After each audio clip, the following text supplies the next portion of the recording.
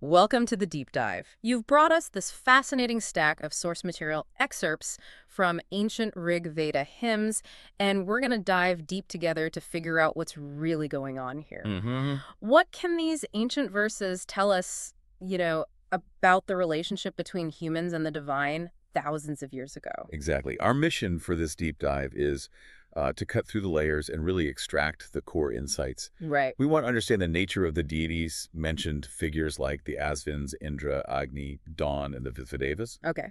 But just as importantly, we want to see the human side of that equation. Yeah. What were people asking for? And what did they believe was the best way to get it?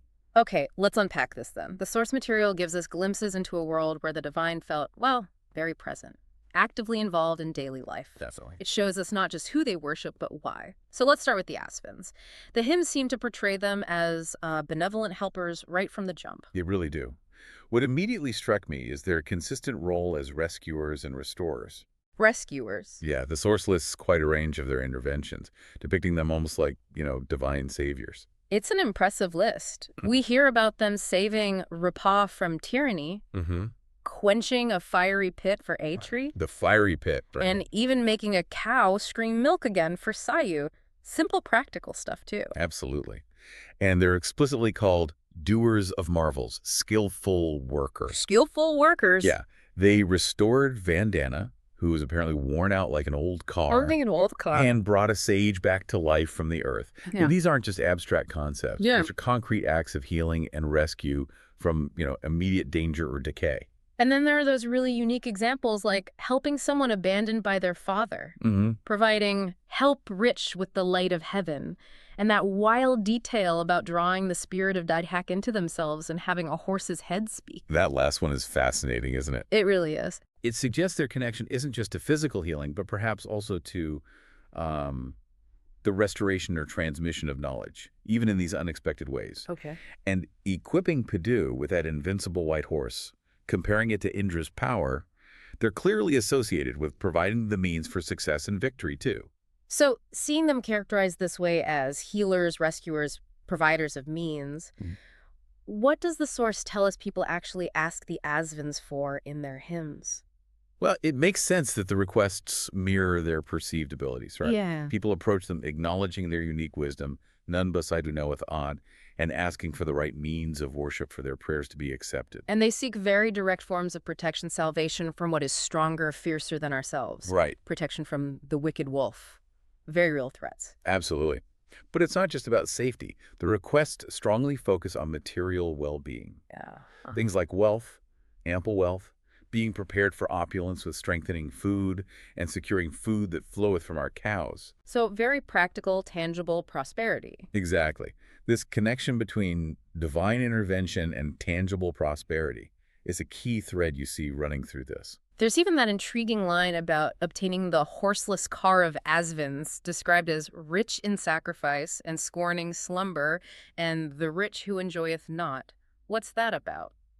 It's interesting. It seems to link their blessings not just to passive wealth, but perhaps a more dynamic, energetic form of prosperity, one that's, linked to proper worship and maybe actively enjoyed, not just hoarded. Okay, so it shows this worldview connects the divine not just to abstract concepts, but to the very real needs of a community. Things like cattle, food, safety. Precisely, the essentials of life back then. Okay, so if the Asvins are the incredible divine troubleshooters, let's turn to Indra. The source immediately paints a picture of, well, immense power, a different kind of force. He feels more like the cosmic warrior and king. Yeah, warrior king. He's called men's guardian, the one who's established heaven, Established heaven. and the one who poured forth the wealth of kine. So provider too, but maybe on a grander scale. He's associated with the powerful, life-giving force of the dawn, and clearly comes ready for battle when called upon. And the hymns detail his legendary fights, preparing his bolt and team, driving down the godless, hurling his iron missile, casting his weapon at the veiling cloud, rending the might of Susna. He sounds relentless. Absolutely. He's depicted as this relentless force against obstacles and enemies. And his most famous deed, highlighted here, slaying Virtra, the boar who lay amid the waters with his mighty thunder. Yes, that's the big one. A primeval battle, really. It's seen as clearing the way for the waters for life, for cosmic order. The earth and heaven rejoicing, that says it all. It really does. It shows the significance of this act. And he has this powerful bolt from Kavyasana, plus those fascinating lines about stopping the strong bay horses of the sun and preventing Itasa from drawing the wheel. What do you make of those? To me, those details really underscore his supreme power. It's immense. More than just fighting monsters. Exactly. He's not just defeating earthly foes. He's capable of influencing fundamental cosmic forces. It reinforces his image as the ultimate controller of power, a force for establishing and maintaining order against chaos. Whether that chaos is Vertra or maybe even the sun itself. Perhaps. He's clearly seen as the one to call on when you need, well, brute force and guaranteed victory. So how do people engage with this kind of overwhelming, battle-ready deity? Well, given his nature, it's logical they call him in every fight. They're seeking his strength, seeking victory. Makes sense. They sing to him, often alongside other powerful gods associated with cosmic forces like Dyaus, Rudra, Mitra, and Varuna. It's like calling in the heavy hitters. They explicitly ask him to further you, meaning the listener, I suppose, Right. to be a strong ally and to strengthen thou our prayer. And they seek protection from affliction, misery, and the wicked man. This is about survival, overcoming opposition. Yes, and again, the material requests are prominent. Very prominent. Affluence in chariots, founded on horses, food and fame and gladness, plenteous food, and even to share the foeman's cattle. Share the foeman's cattle. So victory means spoils. Pretty directly, yes. They want him to empower them to gain resources, often, at the expense of enemies. And it seems they believed their actions influenced him. The source mentions they pacify him with sacred food and eulogies. Yeah, it looks like a transactional relationship. You offer worship and food, he brings victory and wealth. And they want him to bow down the overweening pride of every foe. So it highlights a worldview where divine power isn't just out there, it can be accessed, directed even. Just specific human actions, yeah. Not just passive waiting. Now, transitioning from these individual powerful figures, the Visvadeva's hymns you brought seem to broaden the scope significantly. They do. The term means all gods. All gods. And these hymns are remarkable because they invoke this vast assembly of deities together. Rudra, the Maruts, earth, heaven, night, dawn, the wind, Parvata, Indra, Pusan, Agni, Mitra, Varuna, the river Sindhu, the sea. Yeah. And more generic deities, too. Wow, that's quite a lineup. It feels like a comprehensive call for, well, every possible blessing from every corner of the divine world. That's exactly the sense you get. There are general prayers for overall favor, for sharpened wits, vigor, refreshment that comes through sacrifices. It's like a blanket request for divine benevolence. Covering all the bases. Pretty much. Mitra Varuna are singled out within this group, though, praised for specific, tangible gifts, like the 100 cows to the Praximas in the Padra, gifted by car-famous Priyaratha. Yes, and this section includes a really important articulation of that reciprocal nature we've been talking about. How so? He draws a clear line between those who hate you, who sinfully hating pour you no libations, who suffer a wasting sickness, it says, and the righteous, who gaineth all by worship. It explicitly links piety and worship to favorable divine outcomes, and, well, lack thereof to suffering. So, cause and effect. Worship brings good, neglect brings bad. Very clearly stated there, yeah. Let's turn to Dawn, Us. The hymns paint such a vivid, almost beautiful picture of this goddess. She's truly radiant in the descriptions. Refulgent, arriving on her chariot, accompanied by immortal gods. Not just light, but something more. Yes, she's the lofty one who wins and gathers treasure. She's seen as revived and ever young, yet ancient. A paradox, almost. And she shows up first for the morning worship and, crucially, delist fortune this day to all the race of mortals. Right. Her arrival isn't just the sun coming up. It's framed as the distribution of blessings for the day. A daily delivery of fortune. In a way, yeah. And the sources really emphasize her connection to cosmic law, to Raita, cosmic order, divine law. She shows her wanted form each day, follows the path of order, and breaks not the law of order. She is the reliable marker of time. Beautifully put as the last of endless morns that have departed, the first of those that come. Exactly. But alongside that cosmic ordered aspect, there's this incredibly human, almost intimate imagery. Yeah, like, a maid thou goest, to the god who longs to win thee, and smiling youthful, before him thou discoverest thy bosom, and fair as a bride embellished by her mother. It's a fascinating blend, isn't it? Cosmic force and relatable feminine beauty. It really is. And intriguingly, she's called Mother of the Cows. Mother of the cows, linking her to wealth again. Directly to pastoral wealth, yeah. Cattle, sustenance, and she seeketh men as she who hath no brother, mounting her car as toward to gather riches. So she's actively seeking to give riches, like a provider looking for someone to bless. That's the sense you get, like a Yes. benevolent force actively looking for recipients. So connecting her radiant, ordered yet treasure-bearing nature, what do people ask Dawn for? Well, the requests reflect this mix. They ask her to make them sinless before the sun, acknowledging her connection perhaps to truth, visibility, order. Makes sense. They ask her to shine yet more widely, linking her very presence to blessings. She's rich in kine, horses, and all goodly treasures. They ask for guidance. Give us each thought that more and more shall bless us, and for direct material prosperity. Shine now on us today, with us be riches, and with chiefs who worship. Right. And there's that very specific plea, which I find fascinating. Rouse up the liberal givers. Let niggard traffickers sleep on unawakened. Wow, okay. So wake up the generous ones, let the stingy ones miss out. That seems to be the gist.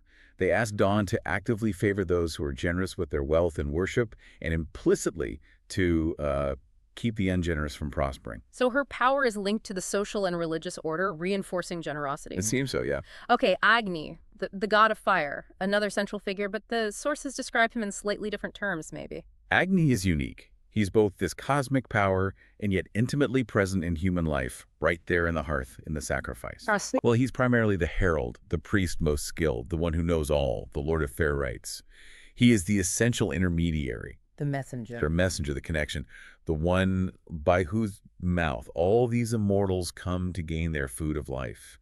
He carries the sacrifice to the gods. Right, he's the link. But then the hymns also describe him as this raw force of nature. Exactly. He's a swift-swallowing, bellowing steer. A bellowing steer. A conqueror in the wood, presumably talking about forest fires. Mm-hmm. His touch makes things solid shake. He slayeth demon foes like an axe and crunches hard and solid food with might. So there's a duality there. Civilized priest and wildfire? That duality is key, I think. He's the controlled, ritualistic priest, but also the untamed, destructive, and powerful force of fire itself. He's seen as most victorious, most mighty one, with splendid mental power, and his presence gives sure and firm defense. So people approach him as the best worshiper, the facilitator, offering him holy oil, fatness, sacrificial food, feeding the fire literally. Yes, and interestingly, the source notes that in consuming this food, he grows not old. It implies the ritual sustains the god, as well as pleasing the others. As a cycle. Seems like it. They ask him to accept the grateful coverings, presumably the offerings being burned. And the requests tie into both his roles then, priest and power. I think so. They seek his help and gifts, asking him to stir up heroic might that taps into his powerful nature and rescue them from overwhelming misery, and Varuna's chastisement that ties into his intermediary role, averting divine displeasure. So he can both empower you and protect you from other divine powers. That seems to be the idea. He's petitioned to grant wealth, and he's seen as bestowing a blessing on each pious man, effectively opening wide the doors for him to prosperity and favor. His presence in the sacrifice is the key, the guarantee it works. It's the guarantee that worship is heard and blessings can flow. He's essential. Finally, the sources include these fascinating details about specific human patrons and the enormous gifts they gave. This isn't just about asking. It's about the human side of the transaction. This section really brings that concept of reciprocity into sharp focus. It makes it concrete. How so? We hear about Bhabya, a king by the Sindhu River, who furnished 1,000 sacrifices. 1,000. And gave incredible wealth, 100 necklets, 100 gift steeds, 1,000 cows, to this poet, Koksavan, and his fame, his deathless glory, is directly linked to these gifts. So the giving itself creates glory. It seems so.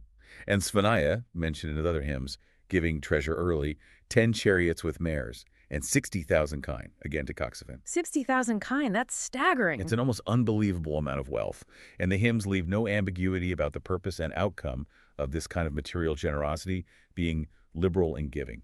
What do they say the outcome is? It's explicitly linked to receiving benefits, not just from the gods, but social standing, rewards among people.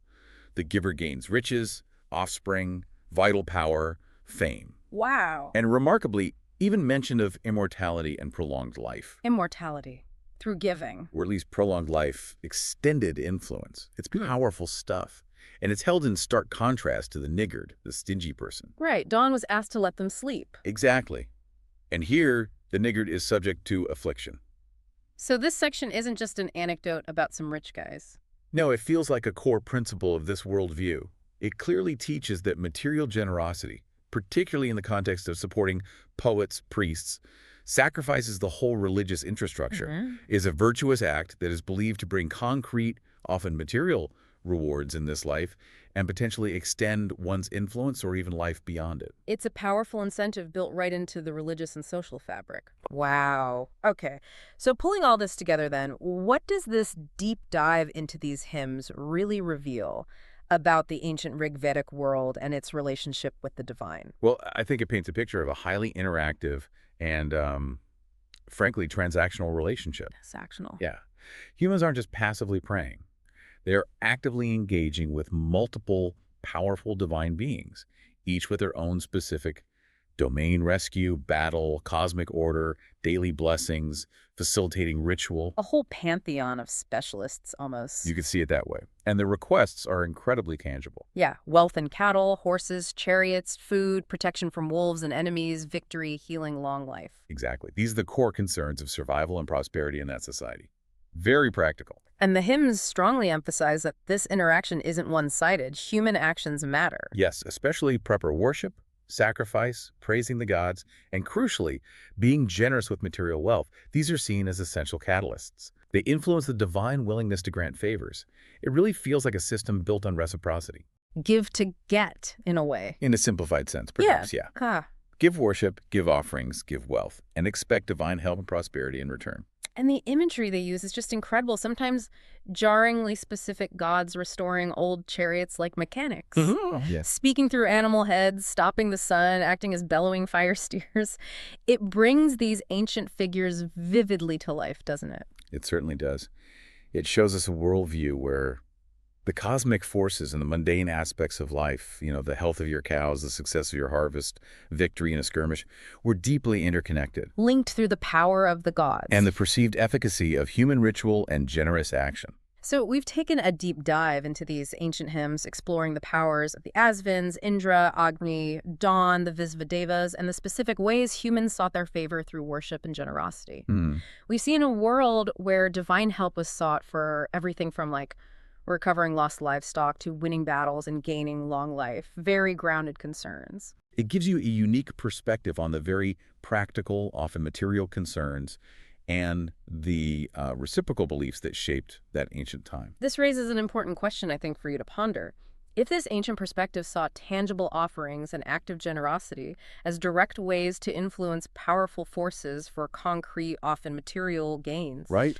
How does that ancient belief in a direct transactional path to prosperity and well-being through interaction with powerful forces, how does that compare to the ways we think about achieving success, security, or even spiritual fulfillment today?